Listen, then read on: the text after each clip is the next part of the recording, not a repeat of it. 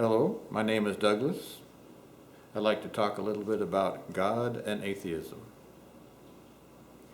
It's easy to be an atheist when you don't stop and think seriously about what produced nature, i.e., the entire cosmos, all of space, time, energy, matter, and motion, from subatomic to multiverse.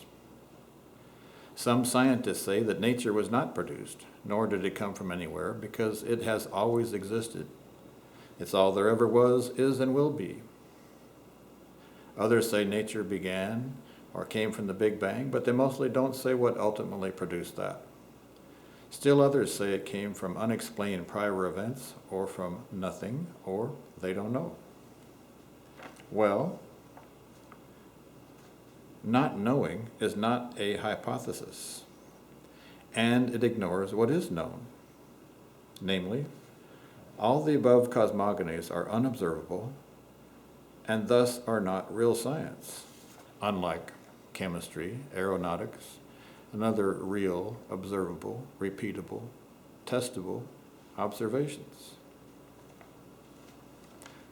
Also, nothing produces nothing. Also, nature is a series of regressively dependent material events. Even random uncaused virtual particles are regressively dependent upon the prior existence of a vacuum, etc.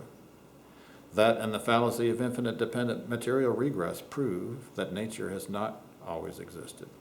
So, when nature did not exist, it could not have originated or produced itself. So, nature would not exist now unless some whatever outside of nature produced nature. So, nature's existence proves whatever exists. Thus, there is more to reality than nature. Therefore, metaphysical naturalism is false. So too are Big Bang animations implying natural or cosmic origin. They merely portray post-Big Bang development, not how or where everything came from or was produced in the first place. So, what is this outside whatever? And where did it come from? Well, as shown above, whatever ultimately can't have any natural properties, for if it did, it would simply perpetuate the regress dependency problem. So, it is logically necessary that whatever ultimately be completely independent and thus non-material, non-event, non-series, but must also be very powerful and have some way of organizing and initiating that power. As such, unlike everything in nature, there is nothing about whatever which could or needs to begin in order for it to exist. So, unlike nature, the only way this necessary whatever could exist is to have always existed. Therefore, unlike nature, whatever did not come from anywhere. Now, in the marketplace of ideas, are there any gods that fit the above properties? Well, polytheistic gods don't, and thus can't be whatever, because they are codependent and have their own regress issues. Similarly, pantheistic gods can't be whatever, because they are tied to nature, which is just circular reasoning.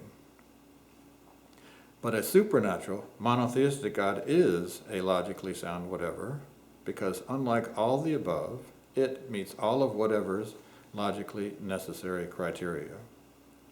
Rejecting this truth without an equally workable or better solution is often not the voice of reason, but of metaphysical bigotry and or rebellion. Now, given that human sensory perceptions are limited to very narrow ranges within nature, how can we see or know this supernatural God outside of nature is real?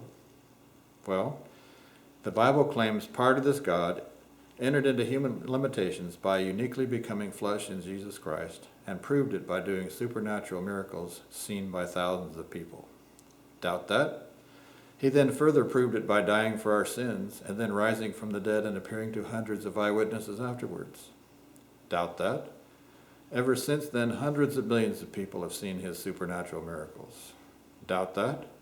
You too could see some of his miracles in your life with your own eyes if you take him at his word. Predictably, those who won't do that don't see his miracles. So, all the above and other fulfilled prophecies is far more proof, far more real, rational, observable, complete, and better than anything the preachers of perversion, nihilism, atheism, naturalism, pre-bangs, abiogenesis, macroevolution, other religions, philosophies, drugs, alcohol, Hollywood, hedonism, other sins, and the devil can show you. So why cheat yourself by believing them instead of God?